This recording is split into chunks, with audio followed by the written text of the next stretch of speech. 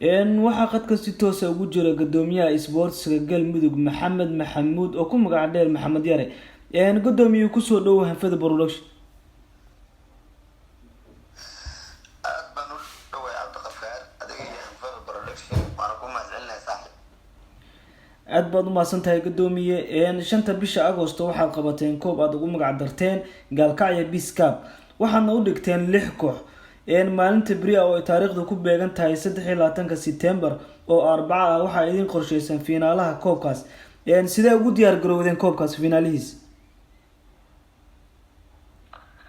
aad baan ugu diyaar garownaa Cabdiqafaar Hanfada Production adigana aad baan ku mahadcelinayaa sida arrimaha isboortiga gobolka Mudug oo horumarinaysiin 5 bishii hadda aan ku jirno ayaan soo bilowno koobkan beri oo taariikhdu tahay 23 ilaahay hadduu idmo waxaan rajaynaynaa inaan soo gabagabowno diyaar garow fiican baan ku jirnaa aad baan ugu mahadcelinayaa adiga iyo Hanfada Production sida aad isboortiga horumarkiisa u shaqeynaysiin Mudug aad baan ku soo dhaweynaysaa.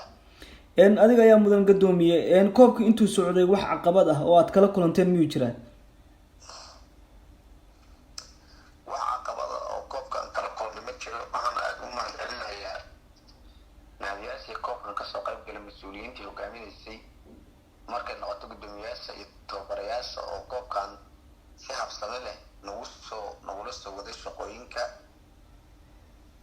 oo wax kasta oo koobkan hal mar caqabad macalaa layskugu yimid ilaahay uusan tusin aad baan ugu mahadcelinayaa tiimankii mas-uuliyiintii tiimanka waday oo 40 naadi oo hartay iyo labada finaalka joogtaba aad bay noola shaqeeyeen waan u mahadcelinayaa. aad baad u mahadsantahay. dhanka garsoorka waxaad soo xosheen garsoorayaal kuwa shaqadooda kasoo baxay ma ahayeen?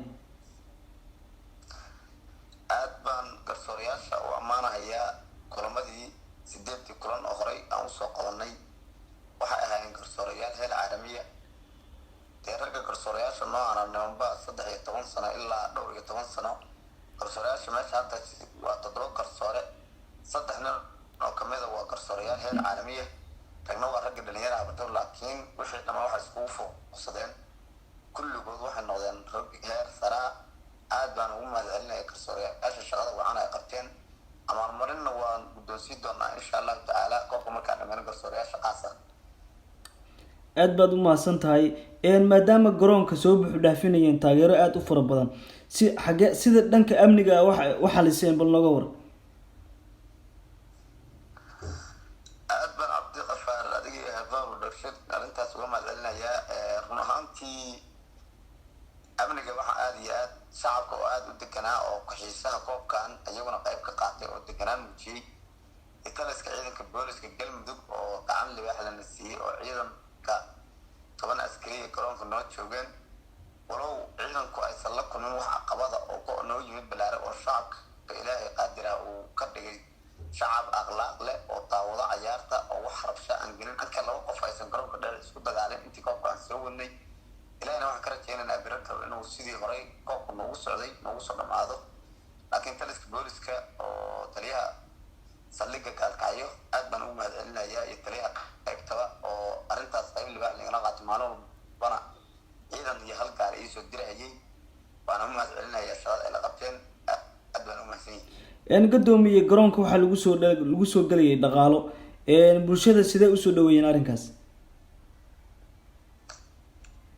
run ahaantii bulshada inaan barno koobka maanta hadda CBD ayaa la yiraahdaa koobka naga saacidaysay laakiin waxaan rabnaa koob aan naga saacidayn inaan qabano oo annaga amniga iyo garsoorayaasha sidii maartay gudoomiyaha aan u helno shacabkuna waa aad u soo dhaweeyeen lacagtana maana badin waxaan ka dhignay 3 fadhis oo garoonka hore lagu soo gali jiray ciyaalka yaryarka oo garoonka inay bartaan rabaan lacag la'aan oo ku sideed jirna mas-uuliyiinta lacagta dadka weyn oo iska dhiibi jireen aad bay u soo dhaweeyeen inta garoonka gashay inta lacag ka qaadin inta la ka qaadin oo isla kaayeen laakiin waxaan rabnaa wado inaan furno aan dadka tusno inaan biri ka maalin ismeel marino oo garoonkeena wixii ka soo baxa aan koobkaas ku qabsano dadkii aqalka oo saaxiibka ahaa oo ra'yiga isboortiga fahansanana way soo dhaweeyeen aad bay ugu mahadsan yihiin taageerayaashuna wayna la qaateen wayna soo dhaweeyeen maanta hay'adan saacidadeeda waxaan rabnaa inaan ka baxno oo annagu aan u xirnaa inaan qabsano oo aan ka soo saarano garoonka waxyaalaha annagu asaasiga u baahan nahay.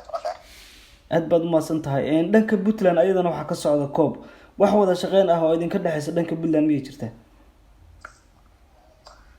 aad baan umahadsan tahay cabdiqafaarow. Dhanka puntland wada shaqeyn maahane waxa noo kala socan lama arko. koobkan maalintii intaan wadnay kaas maalintii la furayayna aad baan waxaa loo soo kufurnay, kanna waa nagala soo qayb galaan. maamulka isboortigana maalin iyo habeen waa socnaa. naadiyaashuna waa isku dhex tirsan yihiin oo bilayiradu nooma qaybsano. naadiyaashu aad bay isu xagga iyo xagga labada waa ka dheeraan.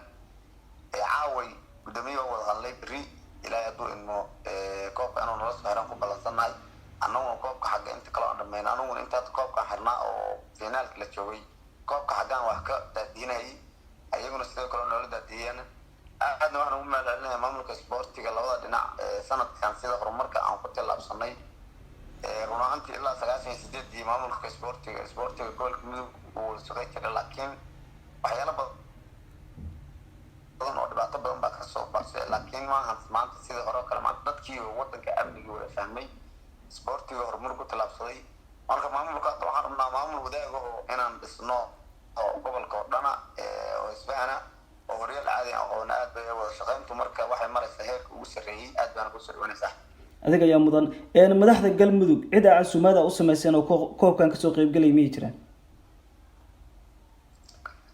aad iyo aad casuumaad. koobkaani waxaan rabnaa finaalkaani min taariikhi inuu noqdo.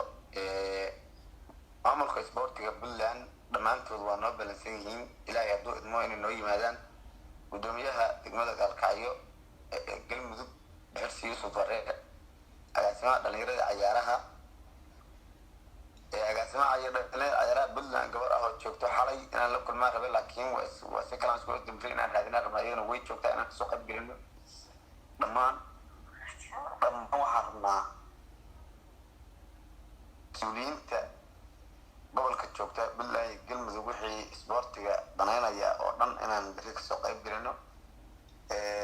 gudoomiyaha degmada, gudoomiyaha gobolka, dhalinyarada cayaaraha, wasaaradaha, maamulka isboortiga puntland iyo dhankeena wixii maamul oo dhan.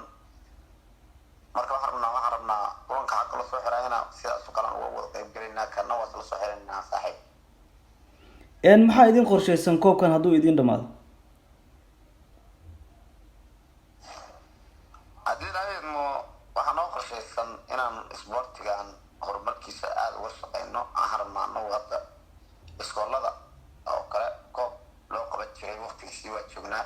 serbida waxaa nooga qorshaysan qorshe intaan sanadkan dhammaana ilaahay hadduu idmo waxaan rabnaa inaan serbida iyo koobka iskoolada haddii ilaahay idmo oo wax lama ogi aysan dhicin inaan qabanaan rajaynaynaa. waxaanan rajaynaynaa intaan garoonkeena dhismo anaga gelayaa cawaala, laakiin furma intaan garoonkeena dhismaha gelin inaan waxaan rabnaa ka faa'iidaysano fursadaasi oo garoonka hadduu dhismo galo waqti dheer baa la gelayaa. niyo garoomaduna aad bay u yaryihiin. marka waxaan rabnaa fursadaha serbida iyo koobka iskoolada labadaas koob inaan boogsiino. aad baanan ugu mahadcelinayaa dhalinyarada gobolka mudug meel walba puntland iyo galmudug ay joogaan sida akhlaaqda le oo ay nagala shaqeeyeen inaan wax qabano maamulka daan. labada koox beri galab finaalka ciyaaraya maxaad baaqa u diraysaa? labada finaalka ciyaaraysa aad baan ugu mahadcelinayaa. laba macalin oo aad u fiican iyo maamulo aad u fiican bay leeyihiin. waan u mahadcelinayaa timaamka koob kasoo qayb galoona dhammaantay ammaan bay naga mudan yihiin sida ay noola soo shaqeeyeen. labadan tiim waxaa lagu fura koobka run ahaantii ciyaartii ugu horreysay 2 daqiiqo markii satay rooso ka dhacday si sharaf leh waxay kusoo dhammaatay aan lahayn buuq. labada macalinna aad baan ugu mahadcelinayaa iyo labada gudoomiye tiimka. inaan isboortiga u furfuran weeye. waana rajaynayaa sidii horey isboortigan ay uga soo qayb qaatay horumarka inay birin uga qayb qaadan doonaan oo soo bandhig doonaan ciyaar degan oo macquula oo dadka yaqaan. aad baana ugu hambaliyeynayaa dhammaan bahda isboortiga galmudug iyo maamulka ila soo shaqeeyey ee isboortiga iyo gudoomiyaasha naadiga. ugu dambeyn taageeraha kasoo qaybgalaya maxaad baaqa u diraysaa? taageerayaasha waxaan u dirayaa sidii wacnayd oo cayaarta akhlaaqda leh u daawo jirteen oo tarabuunka intaad fadhiisatiin qof walbo cidda uu rabo u taageeraya isagoo fadhiya oo buuqayn oo dagaalsanayn oo cayaarihii hore usoo daawo jirteen inaad usoo daawateen waxaana ini ballan qaadaynaa haddaan nahay maamulka isboortiga inaan dadku waxa inaan usoo bandhigno dadka kulmo ciyaareed oo dadku aad bay u xiiseeyaan inay garoonka daawadaan galabtii dhibaatooyinka inta dadku iska fadhiisa lahaayeen oo fadhi ku dir siyaasadeed iyo qabiilka sheekeyla inay ciyaaraha daawadaan inaan anuguna maamulka haddaan nahay kulamada ciyaaraha aan badino koobabka aan badino marka taageerayaasha hawada waxaan u marinayaa sida aan noo dhiirigeliseen baan anaguna inaan kugu shaqeyno rabnaa aadna waxaan ugu mahadcelinayaa dhalinyarada labada dhinac weliba taageerayaashu gaalkacyo dhan bay ka yimaadaan ma ahan inay galmudug kaliya dadka daawada puntland iyo galmudug taageerayaasha ka yimaada waa u mahadcelinayaa oo garoonka sida waxaan u daawadaan lahooda leh waxaana leeyahay dadku waxa weeye haddii kulamada la badiyo isboortigana wuu sii fidayaa kulamaduna sidaan way ka badanayaan dhammaanna intay nagala soo qayb gashay oo koobkaas gacan ka geysatay oo xagga amniga xagga maamulada naadiyaasha maamulka puntland oo isboortiga kan galmudug inta ila shaqeynaysa xubnaha ila shaqeynayay dhammaantood iyo hafaro production oo isaguna qayb libaad leh ka qaatay waa u mahadcelinayaa aad baan u mahadsantahay saaxiib adiga iyo kanaalkaagan oo isboortiga gobolka mudug kuwa gudaha joogo nooga fiican adigoo jooga faransiiska inaad xaalad inaad la socoto koobka iyo meel walba wax ka dhacayaan waana ku mahadcelinayaa aad baad u mahadsan tahay. kaasi wuxuu ahaa gudoomiyaha isboortiga galmudug maxamed maxamuud oo ku magaca dheer maxamed yare waqtigaaga aadna siisay gudoomiye aad baa kaaga mahadcelinaya.